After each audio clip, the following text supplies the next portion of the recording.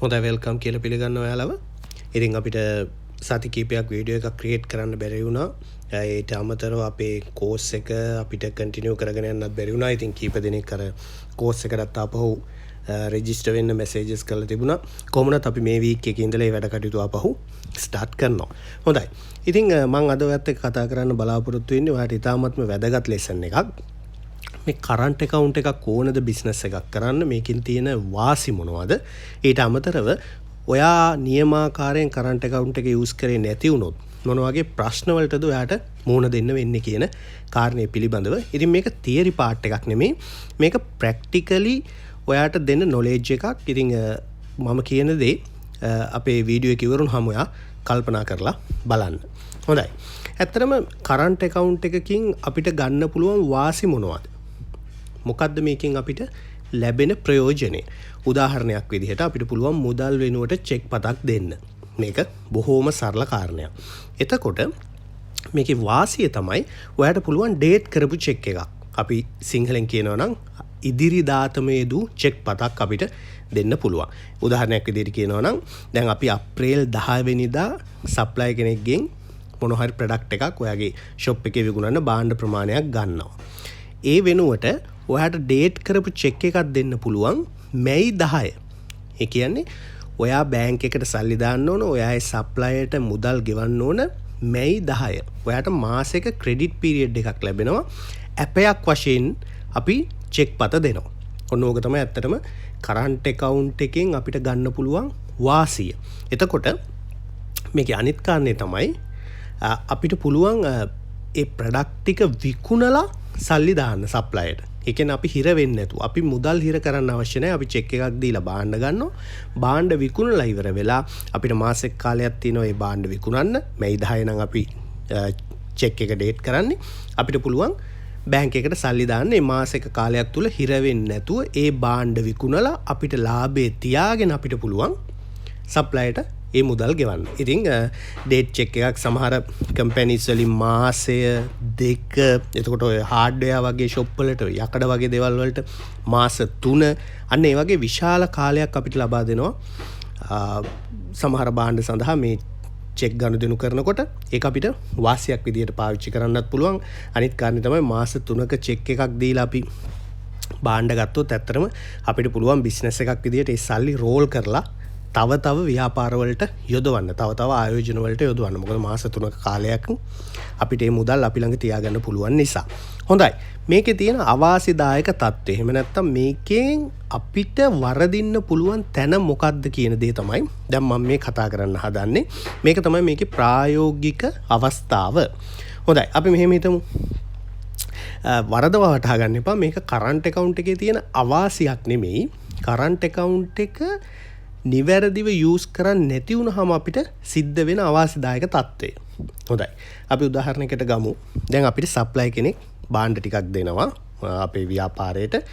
Check එක මාස 3යි. හිතන්නකො hardware එකක්ම කියලා. යකඩ වගේක් අපිට දාලා යනවා. මාස 3ක ඩේට් කරපු චෙක් එක උත් අරගෙන ඒ සප්ලයි යනවා.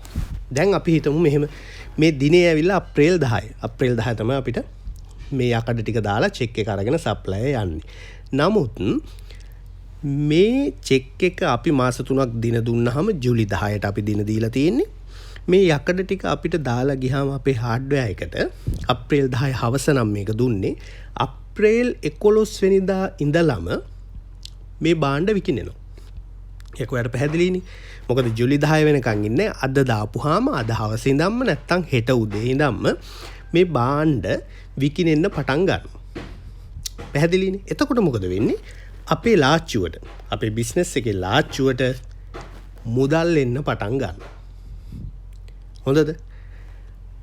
අපි මාස 3ක් චෙක් එකක් දුන්නට අපි මේ භාණ්ඩ විකුණන්න ගත්තාම අද ඉඳන්ම අපේ බිස්නස් එකේ ලාච්චුවට මුදල් එන්න පටන් ගන්නවා. අපේ ලාච්චුව සල්ලි වලින් පිරෙනවා.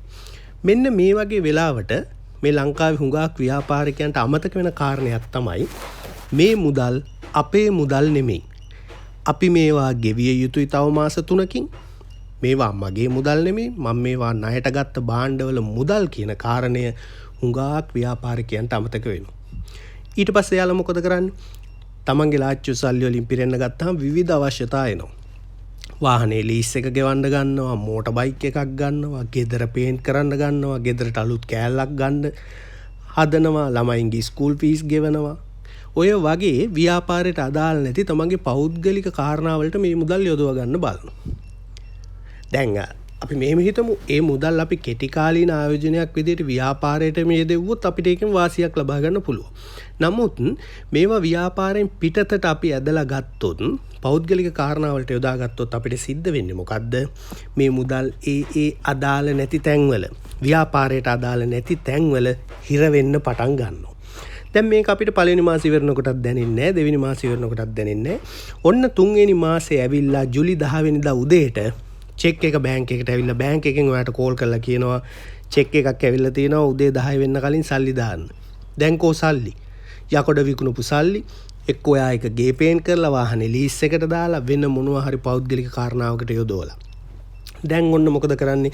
උදේ පාන්දර හෙට මෙහෙට කෝල් කරනවා, යාළුවන්ට කතා කරනවා, සල්ලි ටිකක් ඉල්ල ගන්නවා, අන්තිමට බැරි වුණොත් පොලියට ගන්නවා. ඊට අමතරව බැරි වුණොත් කෙලින්ම ගිහිල්ලා බැංකුවේ මැනේජර් ගාව වැඳලා ඕඩි එකක් ඉල්ල ගන්න. දැන් මොකද වෙන්නේ? මේ කාරණා අපි කරේ නැතුනොත් චෙක් එක රිටර්න් වෙනවා. ඉතින් අන්තිමට වෙන්නේ පොලිකාරයන්ට පොලි ගෙවන්න, ඕඩි වලට පොලි ගෙවන්න. අතමාරු කරගත්ත මිනිස්සුන්ට කීයක් හරි දෙන්න සන්තෝෂෙට. අපි දන්නේම නැතුව අපේ යකඩ විකුණපු ලාභේ අපි ඉන්ට්‍රෙස්ට් වලට ගෙවලා ඉවර කරනවා. හොඳද? ඔන්න ඕක තමයි කරන්ට් account එක නියමාකාරයෙන් යූස් කරන්නේ නැති වුනහම අපිට වෙන ප්‍රශ්නේ. ඒ නිසා උගාක් හොඳට කල්පනා කරලා බලන්න. ඔයා බිස්නස් එකට කරන්ට් account එක යූස් කරනවා නම්, ඩේට් කරපු චෙක් ඔයා දීලා තියෙනවා නම්, ඒවට අදාළව විකුණන ලද භාණ්ඩවල මුදල් බොහෝම සුරක්ෂිතව අරන් තියන්න. එහෙම නැත්නම් එදිනෙදා ඒ කෑෂ් ටික බෑන්ක් කරන්න. එහෙම වුණොත් ඔයාට කරන්ට් account එකෙන් ලොකු වාසියක් ලබා ගන්න පුළුවන් වෙයි. හොඳයි. Thank you very much.